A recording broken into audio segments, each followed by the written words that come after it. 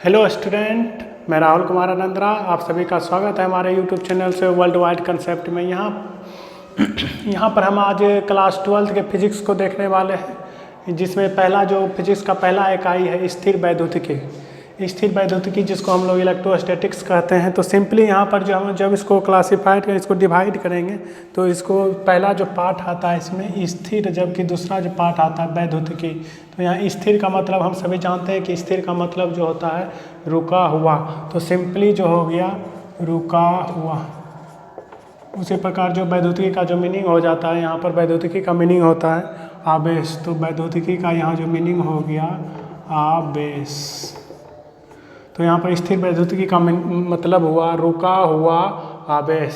उसी प्रकार जब हम इलेक्ट्रोस्टैटिक्स को डिवाइड करेंगे तब इसको भी दो पार्ट में डिवाइड करते हैं। पहला तो हो जाता है इलेक्ट्रो, दूसरा होता है स्टैटिक्स। तो इलेक्ट्रो माने होता है चार्ज, जिसको हम हिंदी में आवेश कहते हैं। उसी प्रकार जो स्टैटिक्स मतलब होता है एट रेस्ट।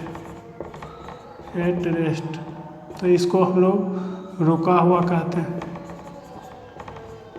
तो सिंपली जो हो गया कि भौतिक विज्ञान, देखिए यहाँ पर सिंपली जो हो गया भौतिक विज्ञान की वह शाखा जिसके अंतर्गत हमें रुके हुए आवेश का अध्ययन करना होता है, उसे ही हम लोग स्थिर वैद्युतिकी कहते हैं। तो सिंपली यहाँ पर स्थिर वैद्युतिकी का डेफिनेशन जो हो गया कि भौतिक विज्ञान की वह शाखा जिसके अंतर्गत हमें क्या चीज़ का अध्ययन करना होता है, रुके हुए आवेश का अध्ययन करना होता है, उसे ही हम लोग स्थिर वैद्युतिकी कहते हैं। तो स्थिर वैद्युतिकी को हम जब आगे क्लासिफाइड करते हैं तो सिंपली जो होता है स्थिर वैद्युतिकी के अंदर दो पार्ट में इसको डिवाइड किया गया है। कि पहला जो इसको हम दो पार्ट में पढ़ते हैं, तो पहला जो पार्ट हो जाता है वैद्युत आवेश तथा क्षेत्र, जिसे हम इलेक्ट्रिक चार्ज एंड फील्ड कहते हैं। उसी प्रकार दूसरा जो इसका चैप्टर है जो हो गया स्थिर वैद्युत विभव तथा धारिता, जिसको इलेक्ट्रोस्टैटिक्स पोटेंशियल एंड कैपेसिटेंस कहते हैं।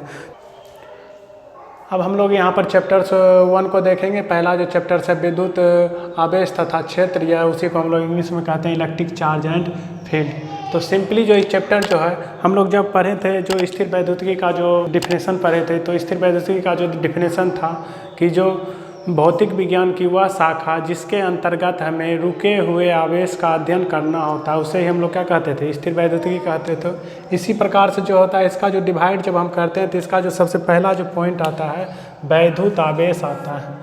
वैद्युत आवेश यानी जिसे हम लोग इलेक्ट्रिक चार्ज कहते हैं। तो वैद्युत आवेश सिंपली जो हो गया ई जो है पार्ट मनी हम लोग का जो फिजिक्स का जो बुक है, सिंपली दो पार्ट में डिवाइड किया गया एनसीईआरटी, पार्ट 1 और पार्ट 2। जो पार्ट 1 है वो चैप्टर 1 से लेकर चैप्टर 8 तक है। तो सिंपली जो हमारा जो चैप्टर 1 जो चैप्टर 8 तक जो है वो पूर्ण रूप से बेस्ड है किसके ऊपर, आवेश के ऊपर।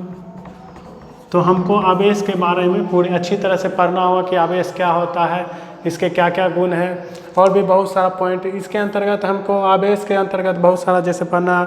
आवेश का संकलन क्या होता है, आवेश का क्वांटमीकरण क्या होता है, आवेश के गुण के बारे में पढ़ना है, आवेश को किस तरह से उत्पन्न किया जाता है, और किसी वस्तु पर कौन सा आवेश है इसको पता करने के लिए बहुत सारा पॉइंट इसके अंतर्गत हमको पढ़ना है। तो सबसे ज़्यादा इम्पोर्टेंट पॉइंट है वैद्युत आवेश, यानी वैद्युत आवेश चैप्टर 1 से लेकर चैप्टर 8 तक का सबसे इम्पोर्टेंट पॉइंट है।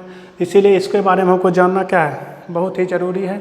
उसके बाद जो इसका दूसरा पॉइंट आता है कूलम्ब्स के नियम, उसी प्रकार जिसको कूलम्ब्स लॉ कहते हैं। उसी प्रकार तीसरा जो इसका पॉइंट होता है विद्युत क्षेत्र, जिसे इलेक्ट्रिक फील्ड कहते हैं। और चौथा जो पॉइंट हो गया विद्युत क्षेत्र रेखा यानी इलेक्ट्रिक फील्ड्स लाइन।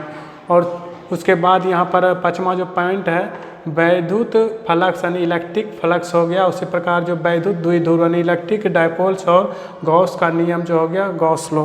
तो सिंपली इसको जो पॉइंट लिखाया गया है इसके अंतर्गत हम लोग बहुत सारा पॉइंट को पढ़ेंगे, लेकिन इसको सिंपली हम लोग 7 पॉइंट में पार्ट में डिवाइड किएंगे उसी को, इस चैप्टर को। और उसके बाद हम लोग इसको और भी डीपली पढ़ेंगे इसको ईजी वे में।